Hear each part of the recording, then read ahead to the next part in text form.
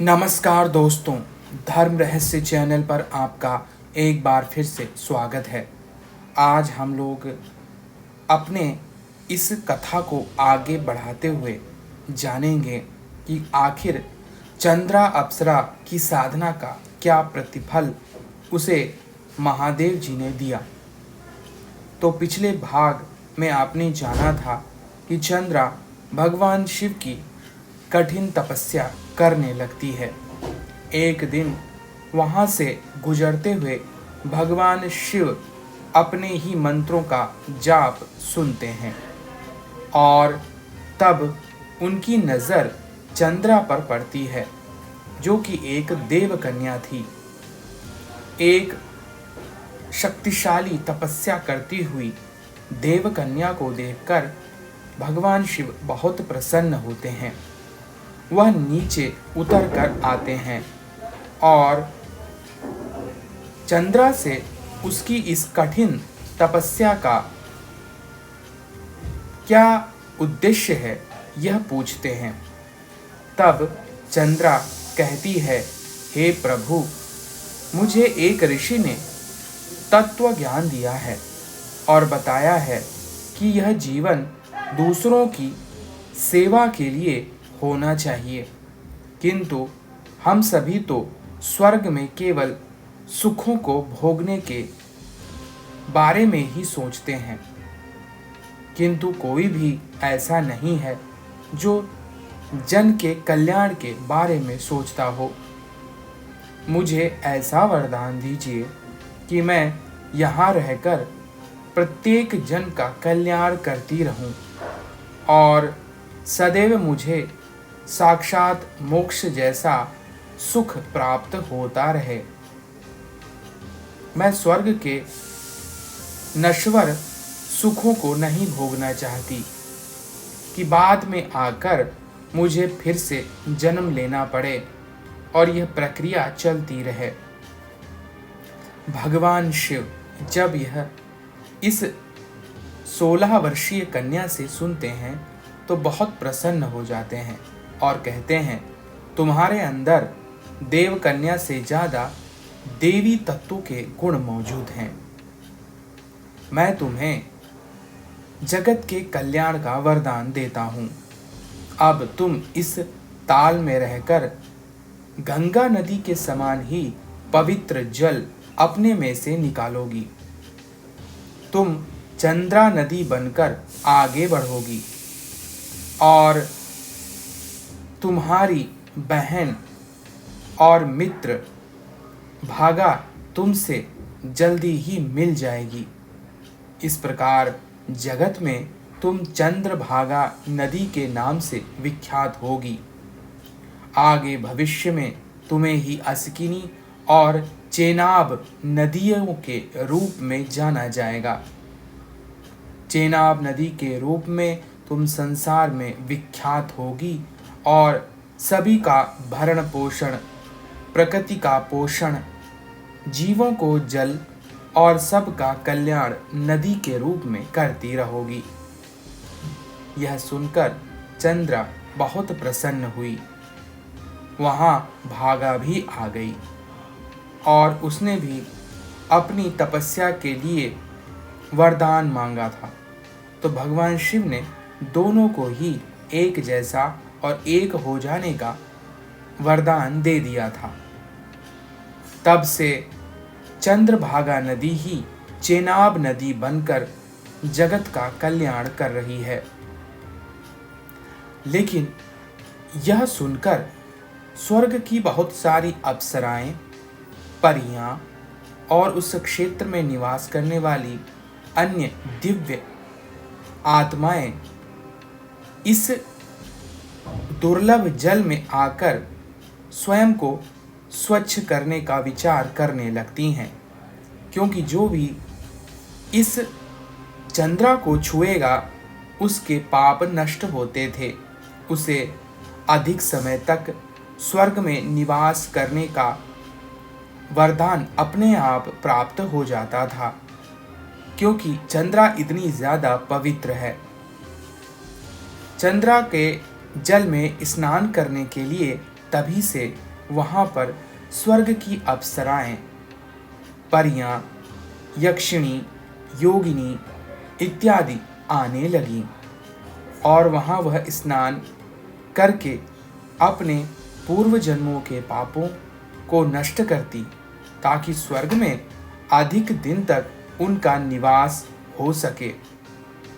इस प्रकार वह जगह बहुत ही ज्यादा प्रसिद्ध हो गई। यह बात भगवान इंद्र को भी पता चल गई थी और वह जानते थे कि स्वर्ग जाने का मार्ग चंद्रा के पास उपलब्ध है। इसलिए वह ऐसा व्यक्ति चुन रहे थे जो अब इस मार्ग को हमेशा के लिए आखिरी बार आकर बंद कर दे। तभी युगों का समाप्तिकरण होता है, कलयुग का प्रारंभ होना है और इस प्रारंभ से पहले इस स्थान को सुरक्षित करना भी आवश्यक था। इसीलिए महाभारत युद्ध की समाप्ति के बाद पांडवों के मन में सशरीर स्वर्ग जाने की इच्छा हुई। पांचों पांडव राजपाट परीक्षित को सौंपकर स्वर्ग की कठिन यात्रा के लिए द्रौपदी के साथ निकल पड़े। यात्रा के दौरान जब पांडव बद्रीनाथ पहुंचे तो वहां से आगे बढ़े तो सरस्वती नदी के उद्गम स्थल पर नदी को पार करना द्रौपदी के लिए कष्टकारक हो गया था। ऐसे समय में भीम ने एक बड़ी सी चट्टान उठाकर नदी के बीच में डाल दी। द्रौपदी ने इस चट्टान पर चलकर सरस्वती नदी को पार किया था। माड़ा गांव में सरस्वती के उद्गम पर आज भी इस चट्टान को देखा जा सकता है। इसे ही वर्तमान में भीम पुल के नाम से जाना जाता है। हालांकि अब पांचों पांडव, द्रौपदी और एक कुत्ता उनके आगे चलने लगे।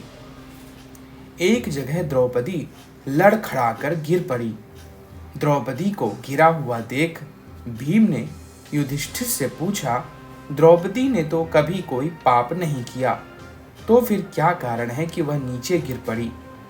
युधिष्ठिर ने कहा, द्रौपदी हम सभी में अर्जुन को सबसे अधिक प्रेम करती थी, इसलिए ऐसा हुआ। ऐसा कहकर युधिष्ठिर द्रौपदी को देखे बिना ही आगे बढ़ गए। स्वर्ग यात्रा के दौरान द्रौपदी भीम का सहारा लेकर चलने लगी, लेकिन द्रौपदी भी ज्यादा दूर नहीं चल पाई और उसकी गिरने से मृत्यु हो गई। तब भीम ने पूछा तो द्रौपदी ने कहा था कि मैं सबसे ज्यादा भीम से ही प्रेम करना चाहती हूँ और भीम की पत्नी बनूंगी। यह कामना स्वर्ग जाने के लिए उसे रोकने लगी और यह पाप बन गया, इसलिए उसकी मृत्यु गिरकर हुई। थोड़ी देर बाद सहदेव भी नीचे गिर पड़े। तब युधिष्ठिर ने कहा, सहदेव किसी को अपने जैसा विद्वान नहीं समझता था, इसी दोष के कारण स्वर्ग से उसे गिरना पड़ा। थोड़ी देर बाद नकुल भी गिर गए। भीम के पूछने पर युधिष्ठिर ने बताया, नकुल को अपने रूप पर अभिमान था, इसलिए उसके साथ भी ऐसा हुआ। थोड़ी देर बाद अर्जुन भी गिर पड़ा। युधिष्ठिर ने भीम से कहा, अर्जुन को अपने पराक्रम पर अभिमान था और कहा करता था कि मैं एक ही दिन में शत्रुओं का विनाश कर दूंगा। इसी कारण वह आगे नहीं बढ़ पाया। यही अभिमान अर्जुन की मृत्यु का कारण बना। थोड़ी देर बाद भीम भी गिर गए। तब भीम ने गिरते वक्त युधिष्ठिर से पूछा तो उन्होंने बताया कि तुम खाते बहुत थे, अपने बल का झूठा प्रदर्शन करते थे, इसलिए तुम्हें आज भूमि पर गिरना पड़ा। इस प्रकार भीम की भी मृत्यु हो गई, लेकिन युधिष्ठिर आगे चलते रहे। केवल एक कुत्ता ही उनके साथ आगे चलता रहा। युधिष्ठिर कुछ दूर आगे चले और चंद्रा नदी के रास्ते होते हुए आखिर वह चंद्रताल तक पहुंच गए। यह वही गोपनीय स्थान था जहां देवराज इंद्र अपना रथ लेकर आ गए। उन्होंने कहा, जल के बीच में चलो, मैं तुम्हें गोपनीय द्वार से इस पृथ्वी से स्वर्ग लेकर जाऊंगा, जो कि बहुत पहले यहां निर्मित हो गया है।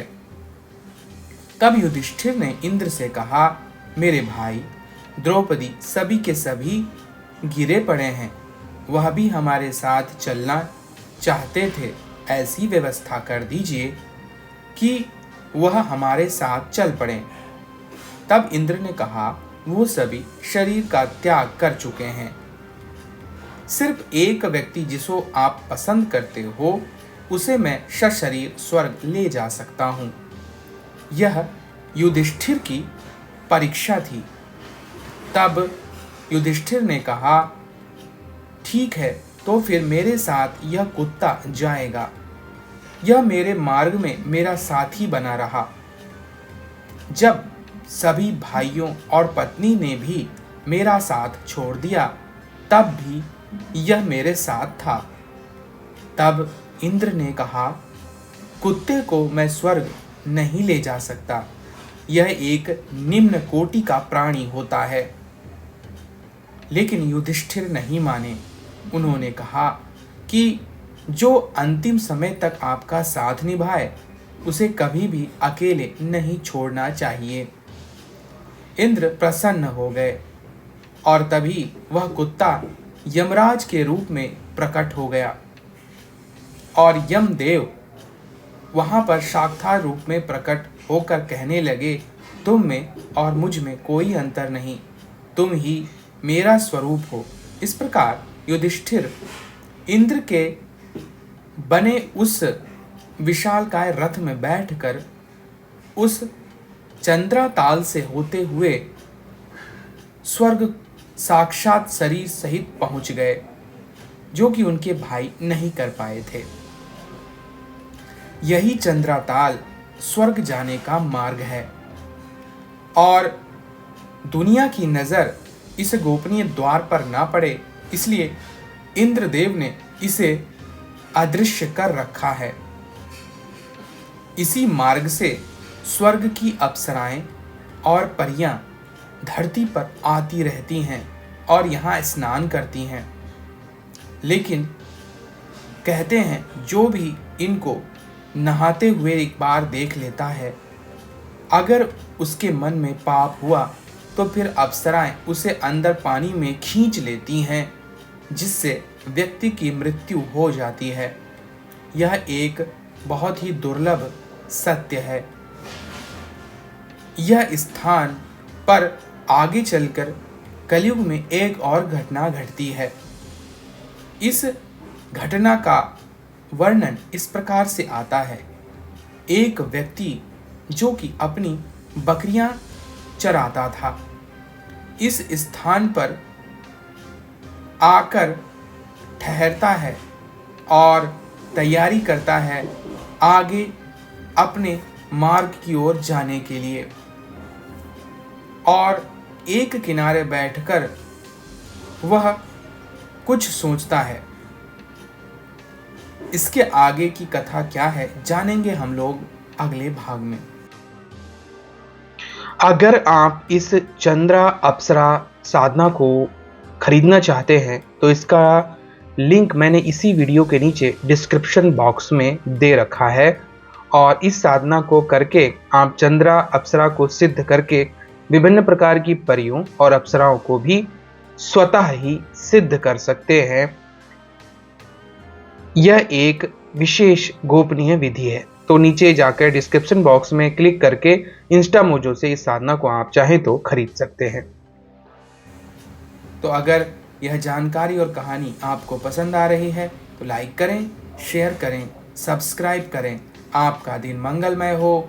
धन्यवाद।